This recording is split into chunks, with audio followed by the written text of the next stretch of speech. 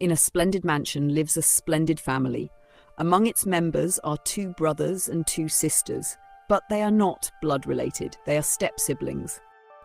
One day, all the siblings are laughing and chatting in a room. The younger sister teasingly brings up a topic. "Brother, you should get married now so a sister-in-law can come and help manage the house." For a moment, seriousness crosses Ethan's face. He smiles and says, "There's no question of marriage right now. I worry about you all. That's my life." The cheerful mood suddenly quiets. Especially Sophia, the youngest sister and the closest to Ethan, becomes stubborn. "If brother won't marry, I won't say yes to my own marriage either. First he will marry, only then will I decide. I want there to be no gap in my brother's life. He has sacrificed for us all his life. Now it's time a woman comes into his life and takes care of him. How can I build my own home while my brother is still alone?" Tears well up in Ethan's eyes. For a moment he begins to break from within. The truth is that, though they are his step-siblings, he loves them immensely. He knows they live on the strength of his sacrifices, but he hides a secret wound, a deep reason he avoids marriage, one he does not want to reveal. His mind drifts to a moment from the past when he proposed to a girl and she humiliated him in public, saying, "You're a patient, you can't even breathe properly, yet you're proposing to me?" Remembering it, he fears that another girl might fling the same taunt at him and reject him for marriage. Meanwhile, elsewhere, in a middle-class home lives Isabella, beautiful but arrogant and ill-mannered. She is getting ready to attend her friend's wedding. Her dream is to marry into wealth. Her mother, Margaret, says anxiously, "Dear, I don't feel right about you going to this wedding. They are not like us. We'll only be mocked there."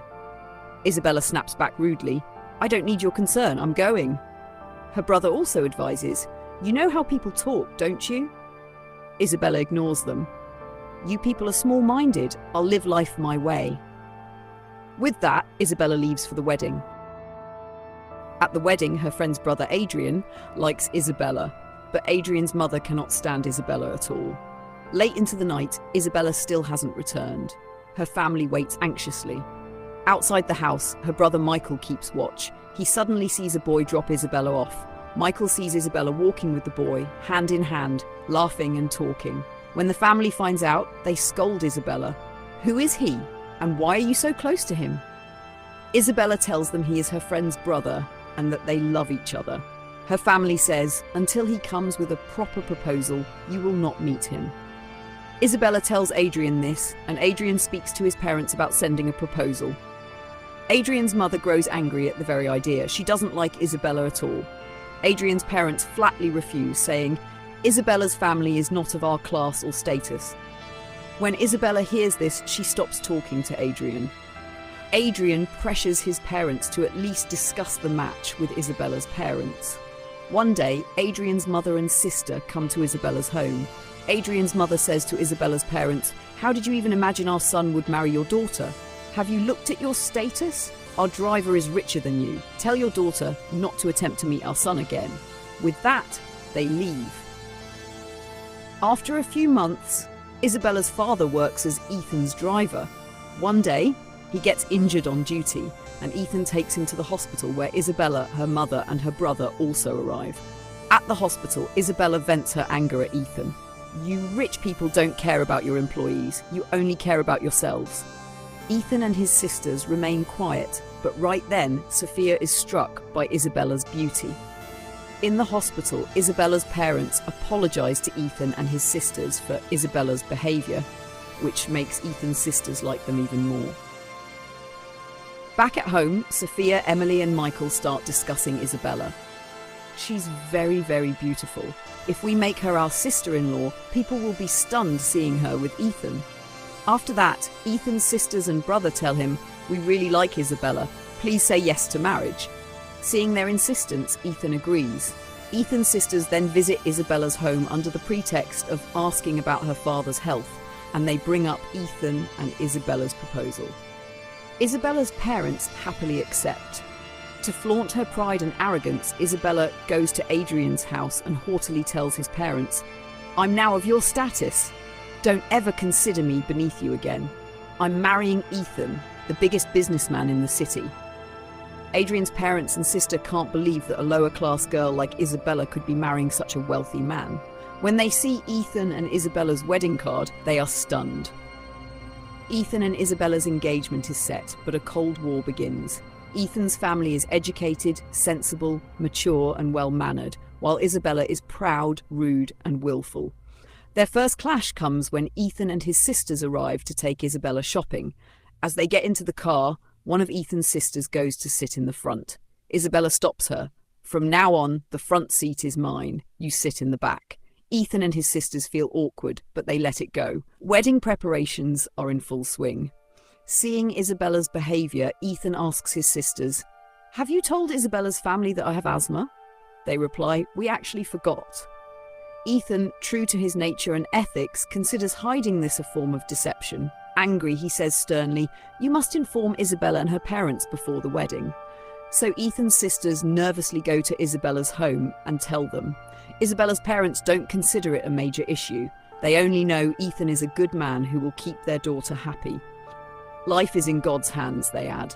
Hearing this, Ethan's sisters feel relieved and happy. The weight lifts from their hearts. Thus, the wedding date is fixed, and with it, as if the date for troubles, worries, and humiliations for Ethan's family is fixed as well. Ethan is allergic to smoke and fragrances. During one of the wedding functions, the heavy perfumes worn by guests make him unwell. Everyone grows concerned, but Isabella flares up. "Why didn't you people tell me about Ethan's condition?" She turns it into an issue, refuses to marry, and storms off to a room. All the guests are shocked. Ethan, his sisters, and Isabella's parents are deeply embarrassed by her behaviour. Isabella's parents beg her, "For God's sake, preserve our honour. How can you refuse like this in front of so many guests?" Instead of being grateful, Isabella spews insults.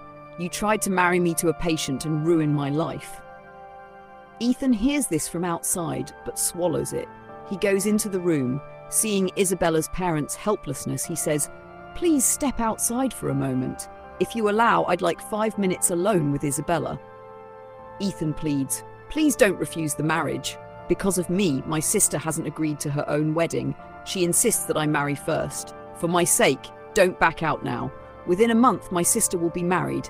After that, if your heart still doesn't agree, you may divorce me." Even after this plea, Isabella remains obstinate. "I won't marry." Then Ethan says, "If you feel insecure about your future because of my health, I'll transfer an apartment to your name as a guarantee." Hearing this, it's as if Isabella has hit the jackpot. She pretends to hesitate, then, tempted by the apartment, says yes. Ethan marries Isabella and brings her home. Seeing the palatial house, Isabella thinks, "If only I had seen this earlier, I would have asked for this mansion instead of an apartment." Witnessing Isabella's nasty behaviour and attitude, Ethan's sisters worry they may have married their brother to the wrong woman. Within a few days, Ethan's sister also gets married. Now Isabella starts plotting. She thinks ahead. Even if she takes the apartment as per the deal, how will she live alone there without money and luxury?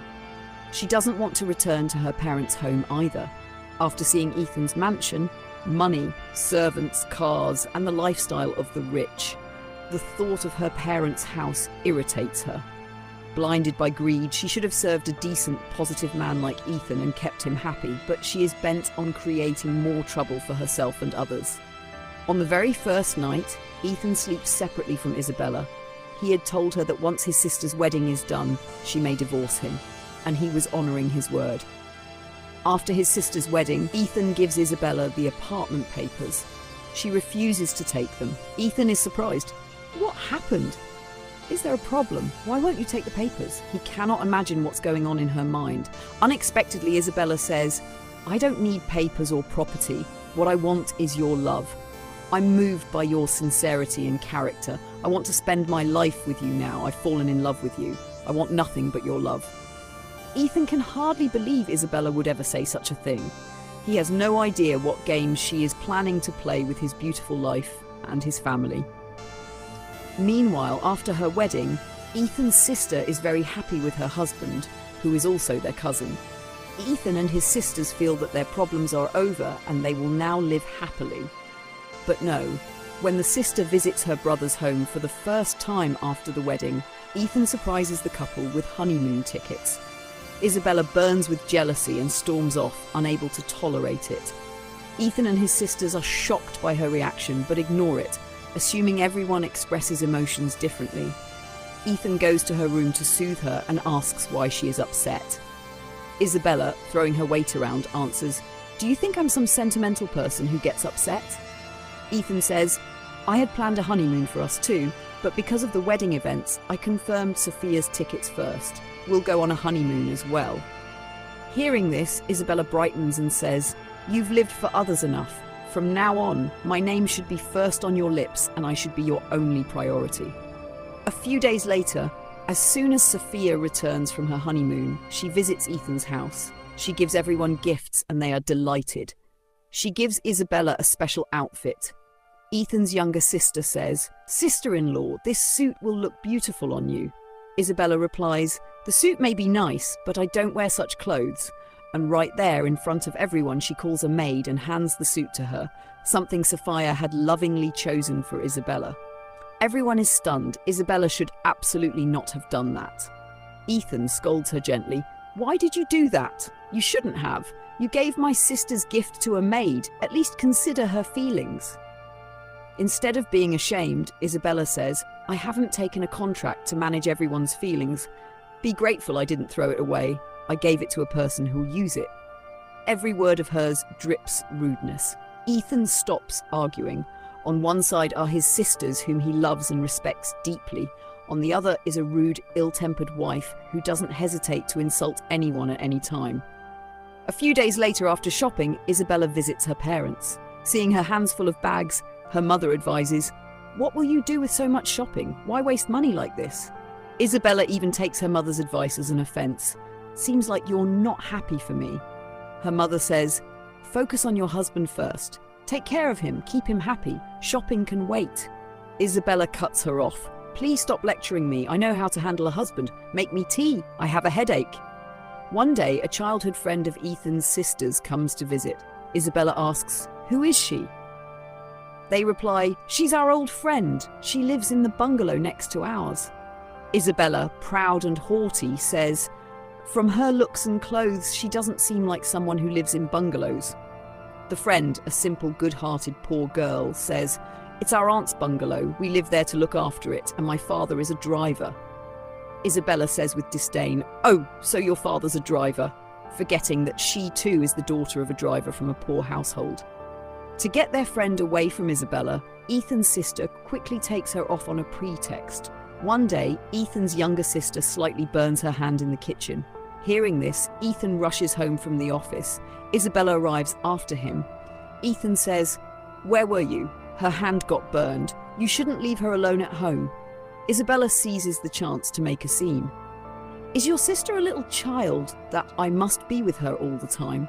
I'm not their watchwoman or bodyguard. I didn't marry you to babysit your sisters. Besides, it's only a small burn. She didn't die, did she?" Saying such awful things, Isabella goes to her room. Ethan follows and tries to explain. "Why are you doing this? You shouldn't talk like that in front of them." Ethan says, "You know my siblings are my life." Isabella retorts, "Let them be your life." "I didn't take your life, did I? So why are you venting on me?" Her poisonous words pierce him like arrows. Ethan's condition worsens and he is hospitalized. Some days later, Isabella's brother calls Ethan's younger sister, Emily. Emily asks, "How did you get my number? What's the matter?" Isabella's brother says, "Nothing special. Isabella's phone was off, so I called you. Sorry about that."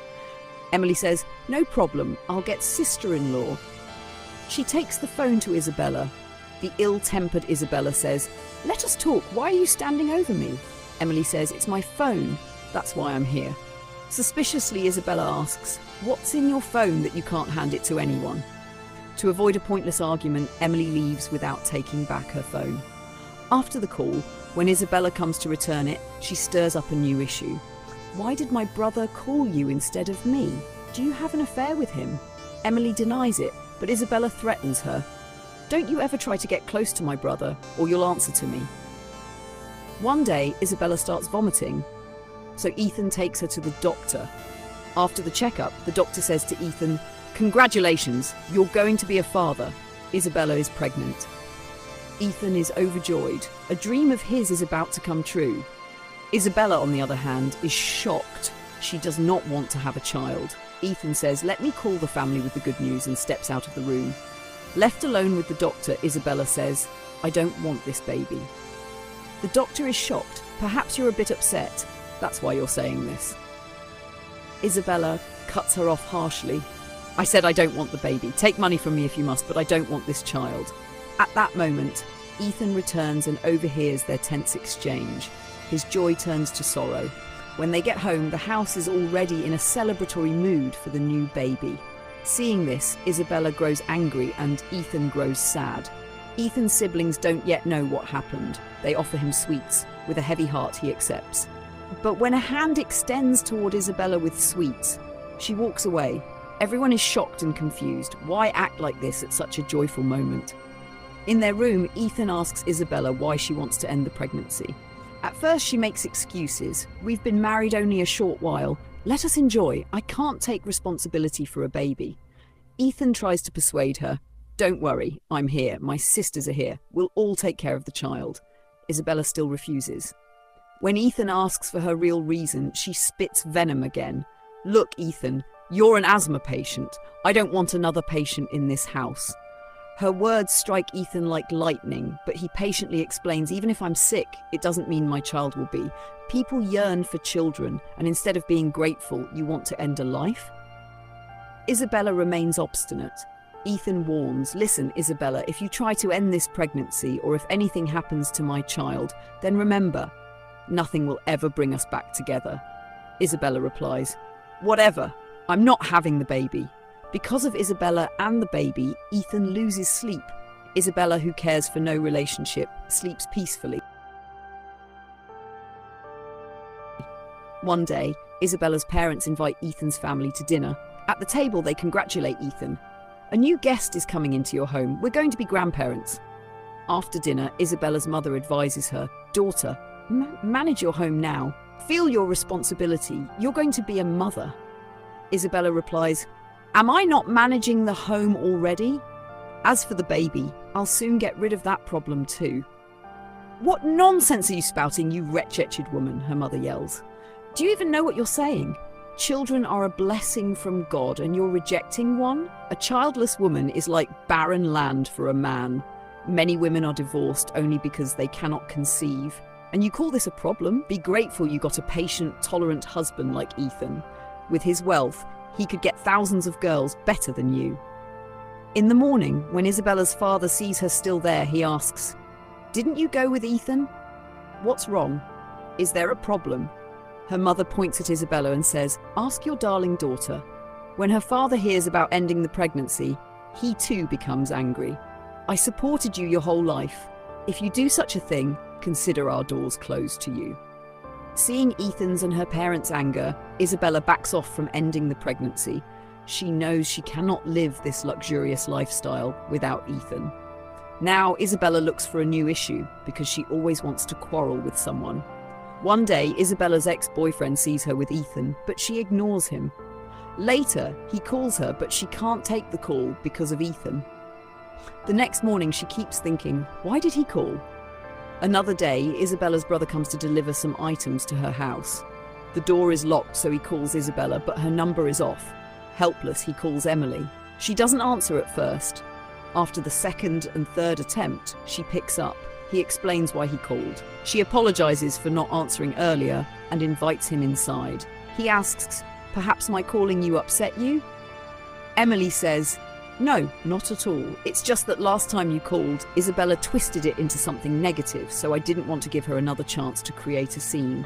Isabella's brother apologizes and says, "I'll speak to Isabella about why she's doing this." He gives the items to Emily and leaves. When Isabella comes home and sees her things, she asks Emily, "How did my stuff get here?" "Et here." Emily explains everything. Even then, Isabella taunts her and warns, "Emily, don't you dare try to build any link with my brother." Hearing Isabella's words, Emily is saddened and thinks, "I don't know what problem this woman has. She always needs some issue to pick a fight and blow it out of proportion.